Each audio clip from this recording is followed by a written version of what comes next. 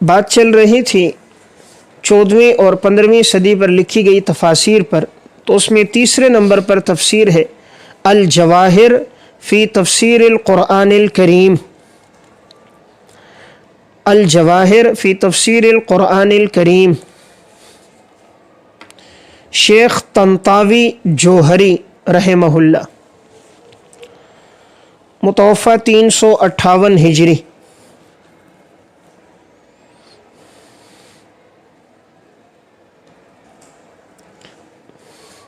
شیخ Tantawi رحمہ اللہ نے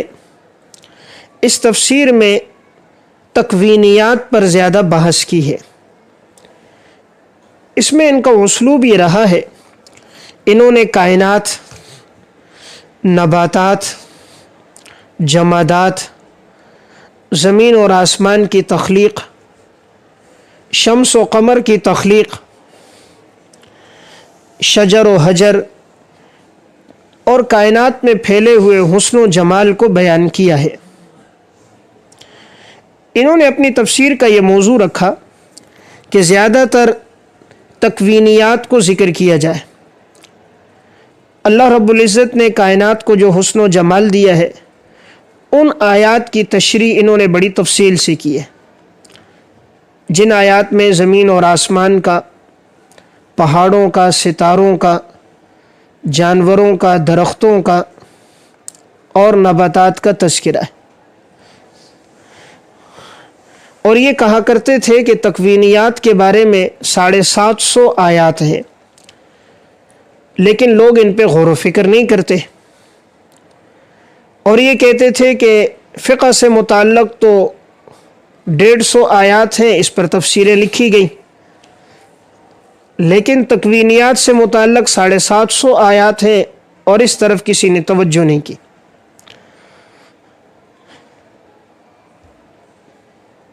ان کا اسلوب یہ ہے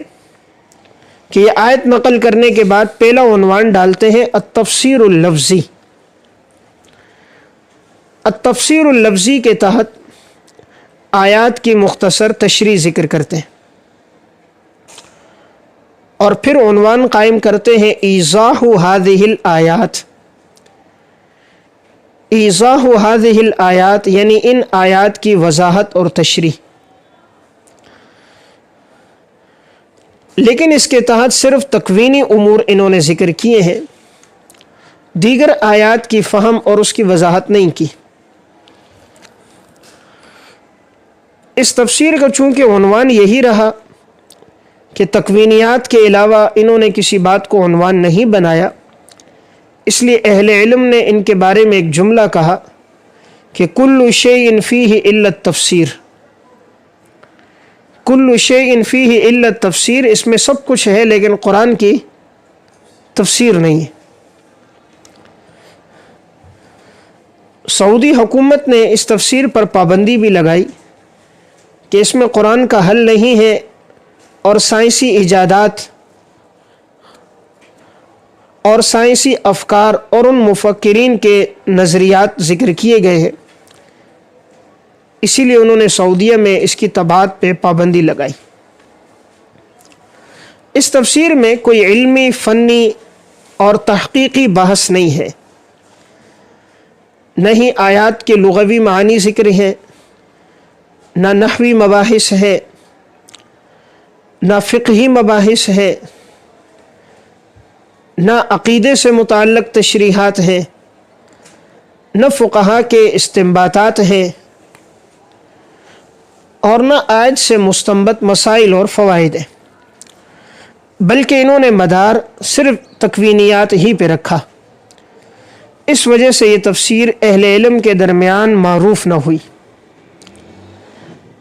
محدث العصر علامہ محمد یوسف بنوری رحمۃ اللہ علیہ کی جب ان سے ملاقات ہوئی تو شیخ طنطاوی نے حضرت سے کہا کہ آپ کی میرے تفسیر کے بارے میں کیا رائے؟ حضرت نے فرمایا کہ آپ نے اس اعتبار سے تو اچھا کام کیا کہ آپ نے سائنسی ایجادات اور سائنسی محققین کی آراء ذکر کی ہیں۔ عموماً اہل علم ان آراء کو نہیں جانتے، یا وہ انگریزی زبان میں ہے، انہیں پڑھ نہیں سکتے، لیکن آپ نے ساری تفسیر کا دار و مدار اسی کو بنایا، حالانکہ تفسیر کے اندر سب سے اصل اور اہم چیز قرآن کی تفسیر قرآن سے ہے، یا قرآن کی تفسیر احادیث مبارکہ سے، یا صحابہ کے اقوال، تابعین کے اقوال اور سلف سے ہے، اور آپ نے یہ چیزیں ذکر نہیں کی۔ آپ نے جس سائنسی بات کو بنیاد بنا کر تفسیر لکھی، سائنسی ایجادات تو بدلتی رہتی ہیں، آج سائنس کی ایک ایجاد ہے، تھوڑے عرصے بعد دوسری ایجاد ہوتی ہے۔ پہلے ایک نقطہ نظر تھا زمین متحرک ہے، پھر ایک نقطہ نظر آیا کہ نہیں زمین ساکن ہے۔ پہلے ایک بات یہ تھی کہ چاند تک کوئی نہیں پہنچ سکتا، بعد کے سائنسدان وہاں تک پہنچے اور انہوں نے بتایا کہ ہم چاند پہ گئے۔ تو سائنسی آراء بدلتی رہتی ہیں، تو حضرت نے فرمایا آپ نے بنیاد اس کو بنایا، اب کوئی بعد میں سائنسدان آئے ان کی آراء کسی مسئلے میں بدل جائیں تو لوگ سمجھیں گے قرآن میں تبدیلی ہو گئی، حالانکہ قرآن تو نہیں بدلا، وہ تو سائنس کی آراء بدلی۔ اور آپ نے معصوم پیغمبر کے ارشادات پہ بنیاد نہیں رکھی، غیر مسلموں کی باتوں پہ بنیاد رکھی۔ غیر مسلم کی بات تو حجت ہی نہیں ہے، عام حجت نہیں چی جائے کہ قرآن کی تفسیر میں اسے حجت بنایا جائے۔ تو حضرت نے جب یہ بات ان کے سامنے رکھی تو وہ فرماتے تھے کہ یہ ہندوستان کا عالم نہیں ہے، اللہ نے میرے لیے ایک فرشتہ بھیجا ہے جس نے میری تفسیر کے اندر جو بڑی اور اہم خامی تھی اس کی نشاندہی کی۔ انہوں نے پھر کہا بھی اگر میری زندگی رہی تو میں اس کی اصلاح کروں گا، لیکن شاید ممکن ہے انہیں موقع نہ ملا، وہ اصلاح نہ کر سکے، اور یہ تفسیر پھر اسی طرح چھپ گئی۔ تو یہ تفسیر اس لحاظ سے تو مفید ہے کہ سائنسی افکار، سائنسی نظریات، تکوینیات کے بارے میں اگر سائنس کے لوگوں کی تحقیقات دیکھنی ہو تو مطالعہ کیا جائے، باقی فہم قرآن ان سے حاصل نہیں ہوتا، نہ ہی قرآن کا فہم، نہ احادیث، نہ سلف کے اقوال، نہ تشریحات، نہ کوئی علمی اور فنی اور تحقیقی بحث اس میں موجود ہے۔ البتہ تکوینیات، کائنات کے حسن و جمال